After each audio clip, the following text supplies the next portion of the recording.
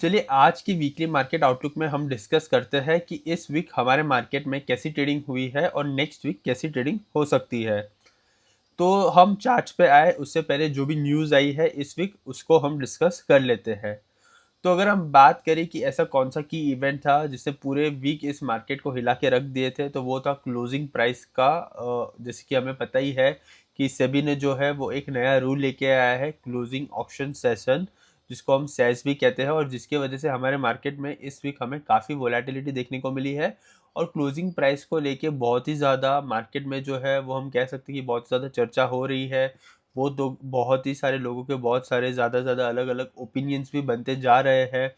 क्योंकि हो ये रहा था कि मंडे को जैसे कि हमने देखा था कि 315 को मार्केट क्लोज हो गया, उसके बाद जो था मार्केट जो था वो ऑलरेडी 200 पॉइंट्स ऊपर उसने क्लोजिंग प्राइस दिया। उसके बाद ट्यूसडे को भी 150 पॉइंट्स ऊपर उसने क्लोजिंग प्राइस दिया, और उससे हुआ क्या कि जिस जिस दिन एक्सपायरी थी उस इंडेक्स की, उस दिन उस इंडेक्स के अंदर जिस जो भी ट्रेडर्स थे जिन्होंने ट्रेड किया था, उनको के जो ऑप्शंस थे उसके प्राइसेस जो थे वो ज़ीरो हो गए। और बहुत सारे लोगों को बहुत सारा लॉस फेस करना पड़ा इसके वजह से, क्योंकि लोग क्या करते हैं, ज़ीरो हीरो ट्रेड भी लेते हैं 3 o'clock के बाद कि चलो 30 मिनट्स में जो भी ट्रेड होगा हम देख लेंगे। तो उनको भी बहुत ज़्यादा लॉस फेस करना पड़ा है। और 3 o'clock के बाद यूजुअली होता ऐसा है कि जो प्रीमियम्स है वो बहुत ही ज़्यादा जल्दी डीके हो जाते हैं एक्सपायरी के दिन दिन पे। तो प्रीमियम्स डीके का इशू हो रहा था और लोगों को समझ में ही नहीं आ रहा था, क्योंकि टाइम भी जो था वो एफएनओ का 340 तक एक्सटेंड हो चुका था। तो ये पूरे वीक हमारे मार्केट में सेस को लेके बहुत ही ज़्यादा कंफ्यूजन चल रहा था। बट जैसे कि हमने देखा है, सेबी की तरफ से एक ऑफिशियल नोटिस भी आया था कि ये ऑक्शन सिस्टम है, जितना ज़्यादा पार्टिसिपेट करोगे उतने ज़्यादा फ्लक्चुएशंस जो है वो क्लोजिंग प्राइस में कम देखने को मिलेंगे। बट जो डेटा आ रहा है, इनफैक्ट जो पार्टिसिपेशन थी वो तो पहले से भी कम हो चुकी है। बट उसके बावजूद भी हमने ये वीक में देखा है कि जिस तरह से गैप अप्स हुए थे, मंडे को 200 पॉइंट्स, ट्यूसडे को 150 पॉइंट्स, फिर 100 पॉइंट्स, फिर 80 पॉइंट्स, और फ्राइडे को जैसे कि हम देख सकते हैं नियरली फ्लैट ही क्लोज हुआ है। तो जनरली जो क्लोजिंग प्राइस है जो डिसाइड होता है, तो उसके अंदर जो लास्ट ट्रेडेड प्राइस होता है उससे मैक्स 20-25 पॉइंट्स निफ्टी के लिए ठीक है, 50 पॉइंट्स बैंक निफ्टी के लिए ठीक है। इतना अगर दूर क्लोजिंग प्राइस आता है तो चलेगा। बट अगर एक्सट्रीम ज़्यादा आता है, लाइक निफ्टी में 100 पॉइंट्स, बैंक निफ्टी में 200 पॉइंट्स, तो जो डेली कैंडल बनती है वो पूरी की पूरी हिल जाती है और वो रॉन्ग कैंडल बनती है। तो फिर कैश मार्केट में लिए जैसे कि हम निफ्टी का चार्ट देखते हैं, उसके अंदर ट्रेडिंग करने के लिए बहुत ही ज़्यादा दिक्कतें हो रही थी ट्रेडर्स को, और बहुत मुश्किल भी हो जाता है कभी कभी इसको ट्रेड करना। फिर ऐसा होता है कि हमें फ्यूचर्स के प्राइस देख के ट्रेड करना पड़ेगा। बट वो जो अगर कोई मार्केट देख रहा है तो यूजुअली कैश के जो चार्ट्स है उसको ही प्रीफर करता है रादर देन फ्यूचर्स, क्योंकि फ्यूचर्स के चार्ट जो होते हैं वो ऑलरेडी प्रीमियम पे चलते हैं, तो उसको देख के ट्रेडिंग करना और मुश्किल हो जाता है। तो यूजुअली जो लोग होते हैं वो कैश मार्केट को ही देख के ट्रेडिंग करते हैं। तो ये जो इशू था ये पूरे वीक हमने देखा कि चल रहा था, और उसके ऊपर बहुत सारे ट्रेडर्स के बहुत सारे ओपिनियंस थे। बट सेबी ने तो एक ब्रोकर मीटिंग भी रखा था जिसके अंदर उन्होंने अर्ज किया है कि जितना हो सके उतना ऑप्शन में पार्टिसिपेट करें। जितना पार्टिसिपेशन बढ़ेगा तो ये जो बड़े गैप अप या गैप डाउन देखने को मिले थे हमें क्लोजिंग प्राइसेस के अंदर, वो नहीं देखने को मिलेंगे। तो ये एक जो इवेंट था वो पूरे वीक ही हमारे मार्केट में चला है। मंडे को बहुत ही ज़्यादा हेवॉक क्रिएट किया था और फ्राइडे तक हमने देखा कि ये ठीक हो चुका है। तो मेरे हिसाब से नेक्स्ट वीक तक हमें ये ठीक ही दिखता हुआ दिखेगा, और कुछ भी बड़े गैप अप से गैप डाउन देखने को नहीं मिलेंगे। तो ये जो था ये एक इवेंट तो हम नहीं कह सकते हैं, बट इसने हमारे मार्केट को पूरे वीक हिला के रखा था। दूसरे इवेंट की अगर हम बात करें तो आरबीआई की एमपीसी पॉलिसी थी। उस दिन भी मार्केट जो थे वो हमारे काफ़ी वॉलेटाइल थे। तो उसके अंदर हुआ यूँ कि रेपो रेट जो था वो 5.25% पे अनचेंज ही रखा गया है। तो यूजुअली लोग क्या करते हैं, रेपो रेट के ऊपर ही फोकस करते हैं और अनचेंज ही रखा हुआ है। तो ये एक्सपेक्टेड ही था, क्योंकि ऐसा कुछ इंक्रीज या डिक्रीज की ऐसी अभी के लिए तो फिलहाल कुछ ऐसा लग नहीं रहा था। बट इसके अलावा और भी दो चीज़ें हैं जिसके ऊपर हमें ध्यान देना चाहिए, क्योंकि जो गवर्नर थे उन्होंने बताया है कि जो हमारा जीडीपी का फोरकास्ट है फॉर FY 27, वो 6.5 से बढ़कर 6.7 हो चुका है। तो ये काफ़ी अच्छी न्यूज़ है हमारे मार्केट के लिए। और अगर इन्फ्लेशन की बात करें तो उसको 5.1% से डिक्रीज करके 5% कर दिया है। तो ये भी एक अच्छी बात है। बट अगर हम देखें तो अभी भी इन्फ्लेशन के नंबर्स जो है वो काफ़ी ज़्यादा है। भले आरबीआई की जो रेंज है 4 to 6 उसके बीच में ही है, बट 4 के नीचे हो तो ज़्यादा बेटर ग्रोथ हमें हमारे जीडीपी में देखने को मिल सकती है। तो उसके ऊपर भी गवर्नर ने हम कह सकते हैं कि इतना कुछ ज़्यादा अच्छी कमेंट्री की नहीं थी। कमेंट्री जो थी वो काफ़ी हॉकिश ही लगी। तो देखते हैं कि आगे आने वाले दिनों में हमारे मार्केट जो है वो कैसा परफॉर्म करते हैं। अभी जो फर्स्ट क्वार्टर था उसके अंदर भी जो ब्रेंट क्रूड के प्राइसेस इंक्रीज हुए थे उसके इफेक्ट्स तो हमें देखने को मिलने ही वाले हैं और वो जल्दी नहीं जाने वाले। हो सकता है कि जो अगर ब्रेंट क्रूड के प्राइसेस $70 के नीचे आते हैं तो हो सकता है कि थर्ड क्वार्टर तक या हो सकता है फोर्थ क्वार्टर तक भी हमें जो है एक अच्छा स्टेबल मार्केट देखने को मिलेगा। बट फर्स्ट और सेकंड क्वार्टर्स तो के जो नंबर्स आने वाले हैं वो इतने खास नहीं आने वाले हैं। जीडीपी की बात कर रहा हूँ मैं, जीडीपी और इन्फ्लेशन के नंबर्स अच्छे नहीं देखने को मिलेंगे।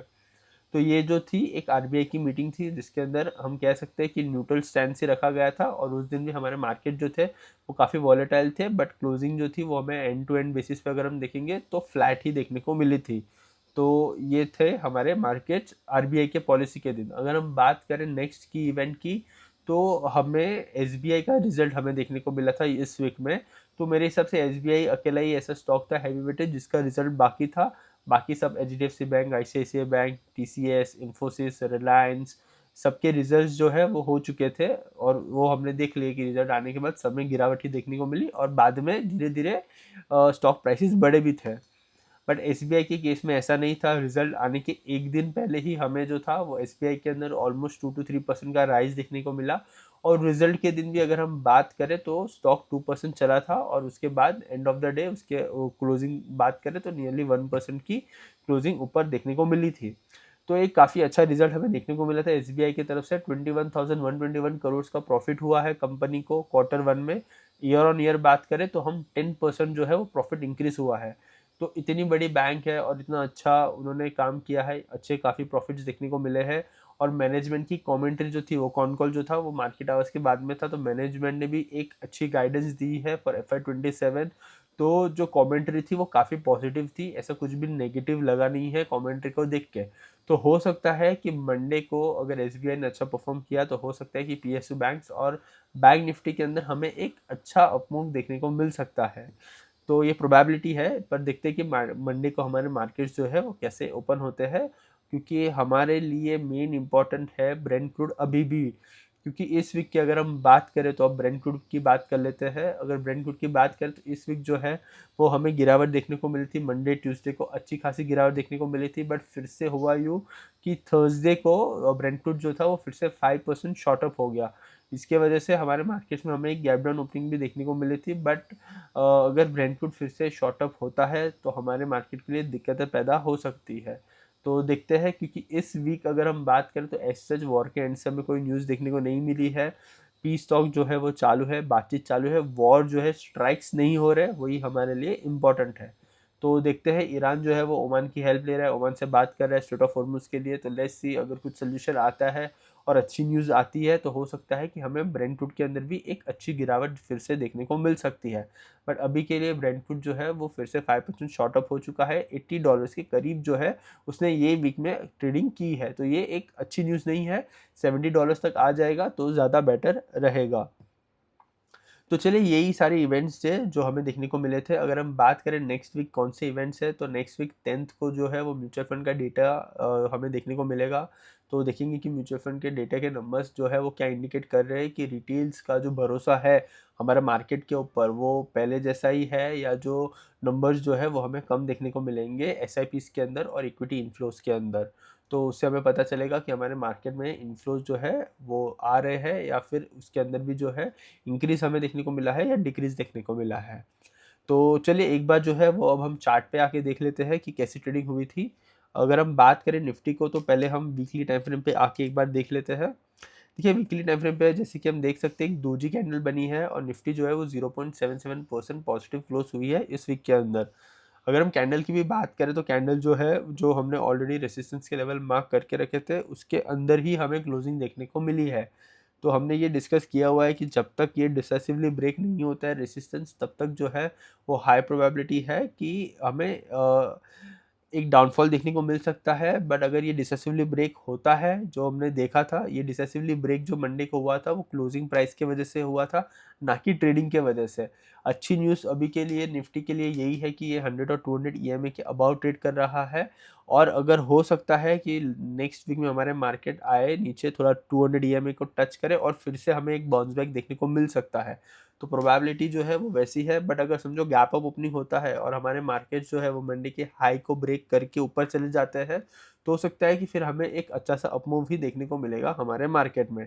तो देखते हैं कि हमारे मार्केट जो है वो कैसा परफॉर्म करते हैं नेक्स्ट वीक के लिए। एक गैप है हमारे मार्केट में जो मैं मार्क करके आपको बता देता हूँ। देखिए यहाँ पे जो दिख रहा है वो एक गैप है, तो हो सकता है कि हमें 25,000 के जो लेवल्स है उसको देखने को मिल सकता है। 25,000 से लेके 25,150 या 25,200 भी पकड़ सकते हैं। हो सकता है कि ये लेवल्स जो है वो हमें गैप फिल करते हुए दिख सकते हैं। तो देखते हैं कि नेक्स्ट वीक के लिए हमारे मार्केट कैसा परफॉर्म करते हैं। ब्रेंट क्रूड के ऊपर जो है वो फोकस ज़्यादा रहने वाला है हमारा। अगर ब्रेंट क्रूड के अंदर गिरावट देखने को मिलेगी तो हो सकता है कि हमारे मार्केट जो है वो काफ़ी अच्छा परफॉर्म कर सकते हैं। ये तो हमने निफ्टी देख लिया है, एक बार बैंक निफ्टी भी देख लेते हैं। देखिए बैंक निफ्टी को पहले एक बार वीकली टाइम फ्रेम पे देख लेते हैं। देखिए वीकली टाइम फ्रेम पे जैसे कि हम देख सकते हैं बैंक निफ्टी जो है वो 0.84% पॉजिटिव क्लोज हुई है, बट हमने जो है वो डेली टाइम फ्रेम पे ऑलरेडी रेसिस्टेंस के लेवल मार्क करके रखे हैं, 58,500 के करीब के हैं। जब तक ये मिनी रेसिस्टेंस क्रॉस नहीं होता है तब तक हमें एक अच्छा मूवमेंट देखने को नहीं मिलेगा। एक बुलिश क्रॉसओवर के बाद बैंक निफ्टी ने रिट्रेसमेंट लिया था और फिर से एक अच्छा मूवमेंट चालू कर दिया है। बट जैसे कि हम देख सकते हैं ये वीक निफ्टी और बैंक निफ्टी ऑलमोस्ट हम कह सकते हैं कि फ्लैट ही क्लोज हुए हैं। एज सच कोई बड़ा मूवमेंट देखने को नहीं मिला है हमें इस वीक हमारे मार्केट में।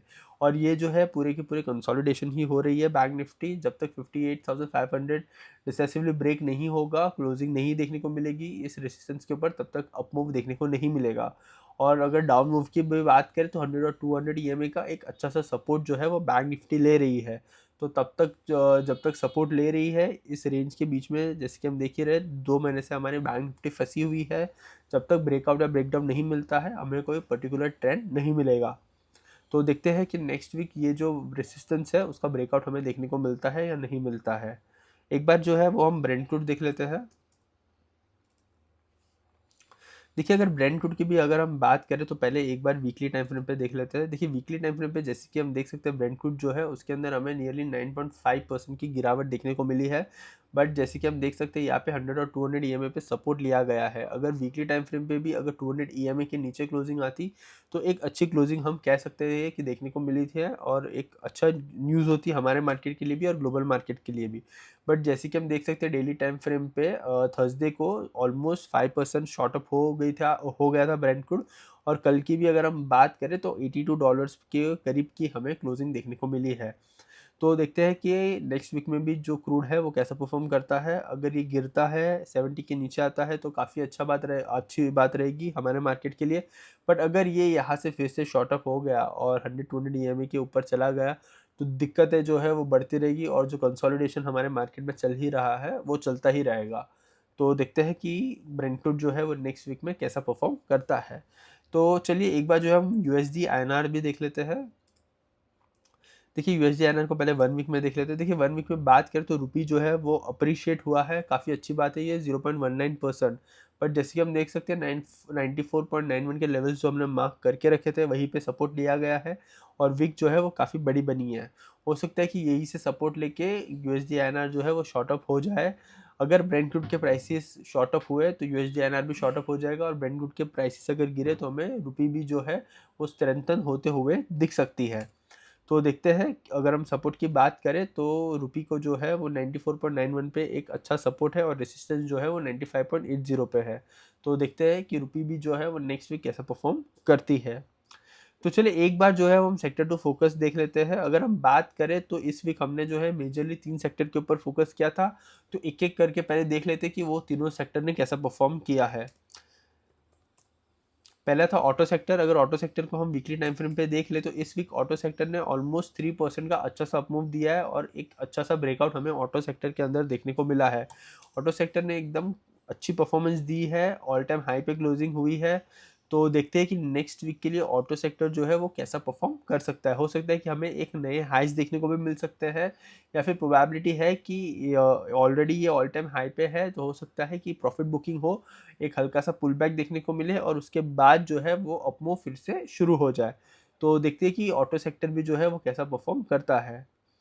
अगर हम बात करें इसके अलावा, हमने मेटल सेक्टर के ऊपर भी फोकस किया था, तो एक बार मेटल सेक्टर देख लेते हैं। अगर मेटल सेक्टर की मैं बात करूं वीकली टाइम फ्रेम पे, तो मेटल सेक्टर 3.7% पॉजिटिव क्लोज हुआ है। ये काफ़ी अच्छी न्यूज़ है मेटल सेक्टर के लिए। तो अगर हम डेली टाइम फ्रेम पे आए तो मेटल सेक्टर जो है वो अभी भी काफ़ी अच्छा लग रहा है। तो मैं नेक्स्ट वीक के लिए आपको मेटल सेक्टर पे भी फोकस करने के लिए कहूँगा। ऑटो सेक्टर पे फोकस करने के लिए खास नहीं कहूँगा, क्योंकि ऑल टाइम हाई पे है, तो हाई प्रोबेबिलिटी है कि एक प्रॉफिट बुकिंग देखने को मिल सकती है। पर मेटल सेक्टर जो है उसका ऑल टाइम हाई अभी लगा नहीं है। तो देखते हैं कि आगे आने वाले दिनों में मेटल सेक्टर जो है वो कैसा परफॉर्म करता है, क्योंकि अभी भी मेटल सेक्टर जो है वो काफ़ी स्ट्रॉन्ग दिख रहा है। तो नेक्स्ट वीक के लिए हम मेटल सेक्टर के ऊपर भी फोकस करेंगे। जो तीसरा सेक्टर हमने फोकस किया था वो था फाइनेंशियल सर्विसेज। तो फाइनेंशियल सर्विसेज का चार्ट देख लेते हैं, इस वीकली टाइम फ्रेम पे भी देख लेते हैं कि कैसा परफॉर्म किया है। वीकली टाइम फ्रेम पे जैसे कि हम देख सकते हैं 0.5% की गिरावट देखने को मिली है हमें फाइनेंशियल सर्विसेज के अंदर। बट अगर डेली टाइम फ्रेम पे आ जाए तो एक क्रॉसओवर होने वाला था, बट अभी तक हुआ नहीं है। सिर्फ ईएमएस जो है वो जॉइंट हुई है। अगर ये जो पॉइंट है 100-200 ईएमए का, अगर वो ब्रेक करता है फाइनेंशियल सर्विसेज सेक्टर, तो हो सकता है कि इसके अंदर हमें गिरावट देखने को मिल सकती है, और जो क्रॉसओवर है वो फेल भी हो सकता है। तो देखते हैं कि नेक्स्ट वीक में फाइनेंशियल सर्विसेज जो है वो कैसा परफॉर्म करेगा। इनफैक्ट मुझे अच्छा लग रहा था, बट अब जो कैंडल बनी है फ्राइडे की, उसके बाद जो है वो कुछ खास अच्छा लग नहीं रहा है। तो फाइनेंशियल सेक्टर के ऊपर मैं नेक्स्ट वीक के लिए फोकस नहीं करने वाला हूँ। अभी के लिए मेटल सेक्टर के ऊपर फोकस करने वाला हूँ। और एक सेक्टर है जिसके ऊपर मैं फोकस करना चाहता हूँ, वो है पीएसयू बैंक। एसबीआई के अच्छे रिजल्ट के बाद हमें काइंड ऑफ ब्रेकआउट देखने को मिलने वाला था, पर ब्रेकआउट हुआ नहीं है।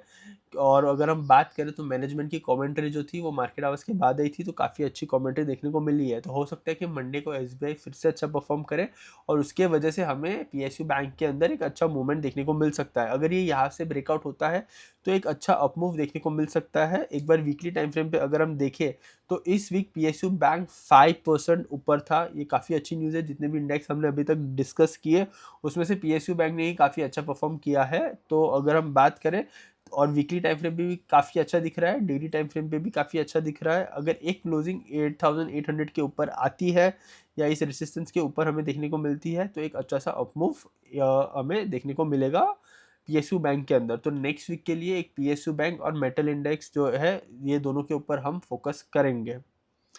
तो चलिए, अगर मैं बात करूं एफआईआई और डीआईएस के नंबर की कि क्या चल रहा है, अगर हम, तो अच्छी बात तो यही है कि एफआईआई जो है वो फिर से नेट बायर है इस वीक के अंदर। उन्होंने ऑलमोस्ट 2800 करोड़ या 2900 करोड़ के करीब की बाइंग की है। डीआईएस भी नेट बायर है, उन्होंने अराउंड 7800 या 8000 करोड़ के करीब की बाइंग की है। तो अगर हम देखें तो ट्रेंड जो है वो चेंज होता हुआ हमें दिख रहा है। एफआईआईज जो है वो नेक्स्ट वीक भी नेट बायर्स था, सॉरी लास्ट वीक भी जो है वो नेट बायर्स था, और इस वीक भी जो है वो नेट बायर ही है। तो ये जो है काफ़ी अच्छा ट्रेंड चेंज हमें देखने को मिला है। तो देखते हैं कि हो सकता है कि इस अगस्त मंथ के अंदर एफआईआई नेट बायर्स हो जाए और वो हमारे मार्केट में फिर से बाइंग करना शुरू कर दे। अगर ऐसा होता है तो हो सकता है कि हमारे मार्केट को अच्छे सपोर्ट मिले और हमें एक अच्छा अपमूव भी देखने को मिल सकता है। तो देखते हैं कि इस वीक हमें और क्या नंबर्स देखने को मिलते हैं एफआईआई के तरफ से। तो चलिए, यही थी हमारी वीकली मार्केट आउटलुक की एनालिसिस। अगर आपको ये वीडियो अच्छा लगा है तो please like, share and subscribe, and thank you for watching.